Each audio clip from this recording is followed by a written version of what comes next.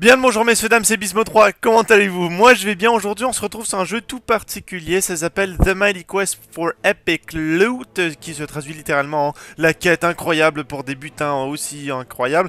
Pour ceux qui seraient pas au courant, j'ai eu la chance d'être invité à l'E3 2013.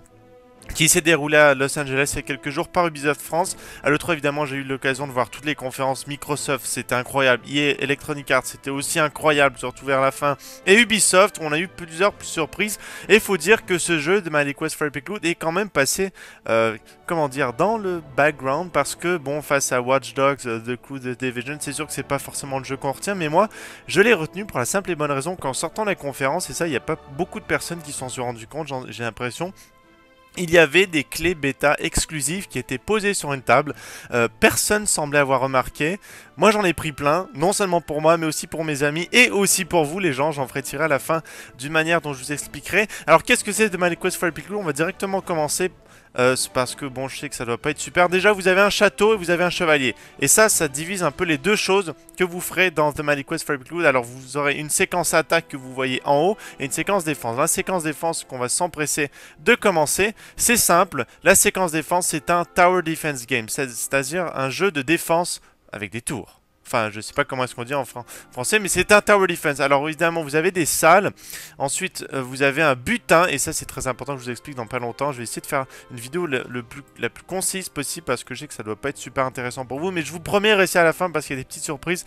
Non seulement pour vous, mais aussi, je vois pas pour qui d'autre est-ce qu'il y aurait des surprises. Enfin bon, vous avez donc des salles que vous devez remplir de monstres. Et là vous avez des monstres évidemment ici. Bon là c'est un petit cyclope, ça c'est une grenouille qui tire de la bave, ça c'est un chaman qui fait revivre les gens. Évidemment vous avez un maximum de défense pour pas que ce soit abusé. Et en fait le but ça va être d'établir une défense pour protéger votre butin. Parce que ici dans ces coffres se trouve votre butin. Bon mon butin en l'occurrence c'est rien du tout. J'ai 2215 cristaux et 1078 gold.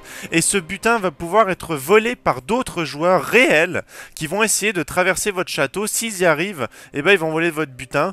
Bon évidemment vous pouvez pas non plus vous faire piller constamment, c'est à dire qu'il y a une limite. Les gens peuvent faire votre château quand ils veulent, mais ils ne peuvent voler votre butin que toutes les je pense que c'est 10 heures, voilà, il me reste 2 heures là avant de pouvoir me refaire voler mon butin parce que quelqu'un a déjà réussi. Entre temps, je tiens à préciser quand même que j'ai quand même réussi à tuer 3 personnes.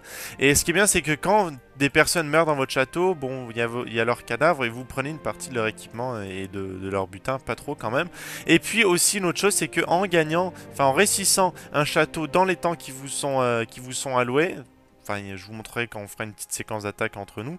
Vous gagnez des couronnes. Et les couronnes, ce sont le classement. Et vous allez voir dans quelques instants, quand j'irai en attaque, ces couronnes vous permettent de vous situer par rapport aux autres. Parce que tous les châteaux sont dans un monde perpétuel, infini, comme ça. Et plus votre château est haut dans le ciel, plus il est haut classé. Évidemment, il y en a qui sont ridiculement hauts. Et enfin bon, je les atteindrai jamais parce que c'est comme ça. Bon, après, vous avez d'autres petits aspects, évidemment. Une table d'alchimie. Enfin, tous les trucs qui servent à construire des objets pour votre défense, mais aussi pour votre attaque sont ici. Après, il y a un petit truc qui, je dois vous avouer, chance, c'est que c'est un free-to-play. Enfin, c'est une bêta, donc il sera free-to-play éventuellement. Là, il est free-to-play complètement.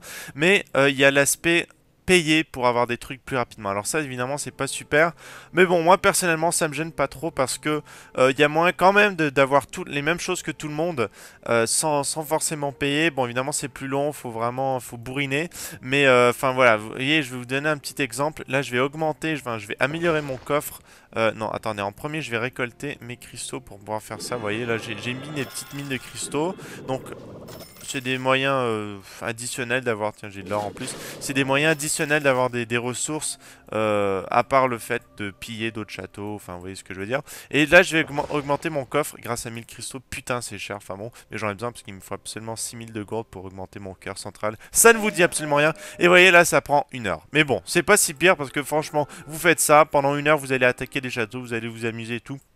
Ou vous allez tout simplement faire autre chose, vous revenez, c'est bon. Bon évidemment il y a des fous mentaux qui ont, enfin des débiles mentaux qui ont réussi, enfin qui ont acheté des trucs spéciaux, qui ont fait ça super rapidement, ils sont hauts dans le classement, pas d'un coup. Enfin bon, maintenant que la phase de défense est expliquée, on va passer à la partie qui est folle et la partie que vous attendez probablement, c'est l'attaque. Donc on va directement en attaque, et là vous allez voir, je suis sur mon chapeau avec sur mon château avec mon chapeau, qui est en fait un casque avec une bougie. Moi j'ai pris la classe chevalier, il faut savoir qu'il y a 3 classes, elles sont en haut, chevalier, archer et magicien. Le mage, je pense qu'il n'est pas disponible dans la bêta, à part si vous payez, enfin bon, ne le prenez pas, parce que franchement ce genre de jeu on n'a pas envie de payer.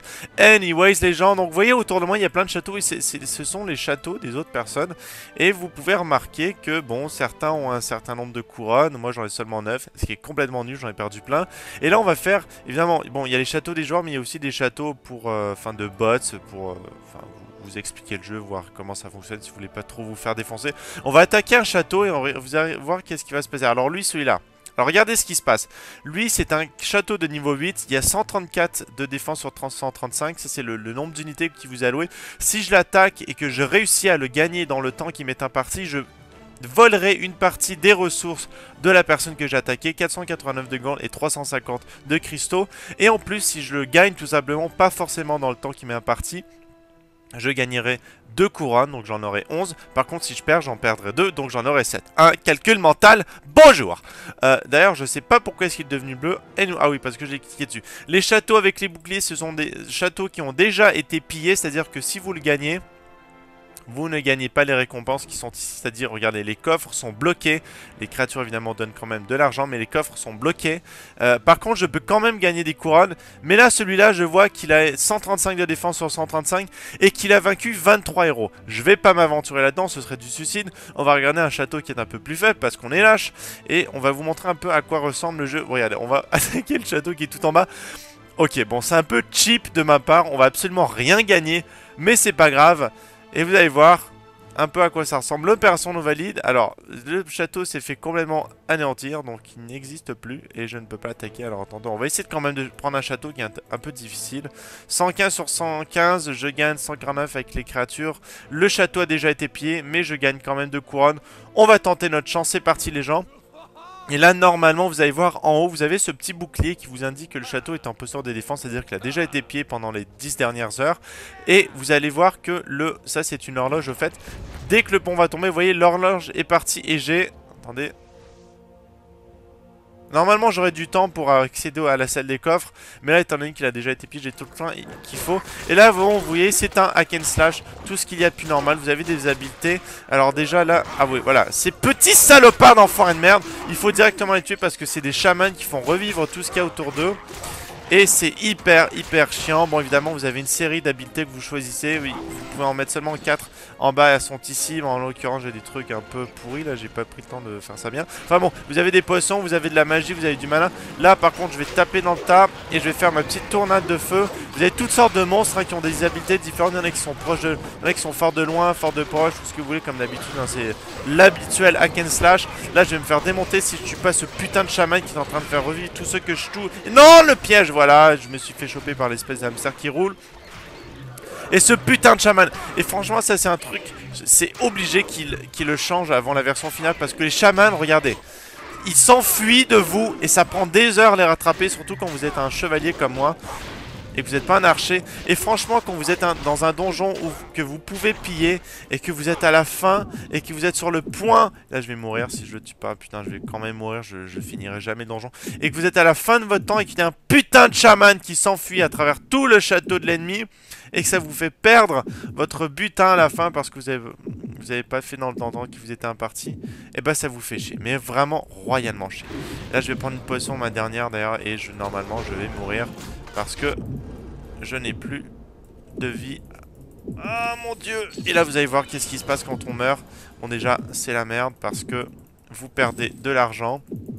Mais surtout et avant tout vous perdez des couronnes. Et là en plus je suis même pas à la salle du boss. Là je tombe dans des pièges pas possibles. Et vous allez voir qu'il y a une salle de boss dans chaque château.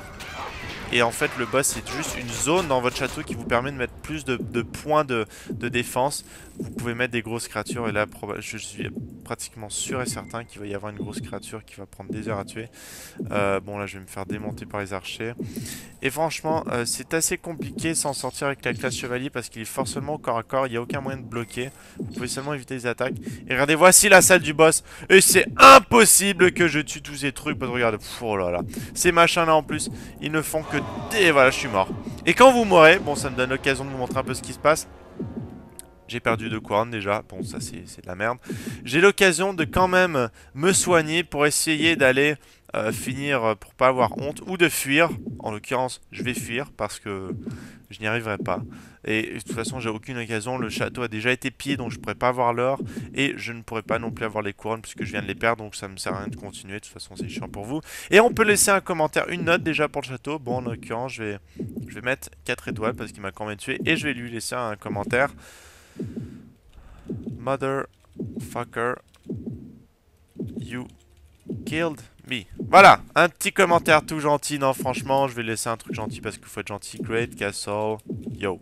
Allez, c'est parti. J'ai fait une petite... Bon, fuck la faute d'orthographe. Et on fait... Et on est de retour dans le menu. Et là, on va aller voir un peu notre défense rapidement. Est-ce que des gens ont pillé? Non, personne n'a pillé. Enfin, bon, les gens, ça va être tout pour la vidéo sur The Mighty Quest for Epic Loot. Je vais faire tirer des clés bêta exclusives sur mon compte Twitter. Donc pour me suivre sur Twitter, c'est dans la description, vous cliquez dessus tout simplement. Et je ferai je ferai tirer des clés sur Twitter dans les prochains jours. Et je vous invite à essayer de défier mon château, à essayer de le remporter, enfin essayer de voler mon coffre, ou du moins au moins essayer de me voler des couronnes. Mon château s'appelle, enfin c'est moi qui s'appelle Bismo 3, mais le château aussi s'appelle Bismo 3 tout simplement. Donc vous irez le chercher. Et je vous invite à essayer de me battre. En attendant, je vous souhaite un très bon gaming les gens, j'espère que la petite présentation vous aura plu. C'est un jeu fun, franchement c'est super génial pour jouer avec vos amis. Et ce qui est bien en plus, c'est que quand vos amis réussissent pas à piller votre château, vous allez voir dans quelques instants. Attendez, le temps que je trouve.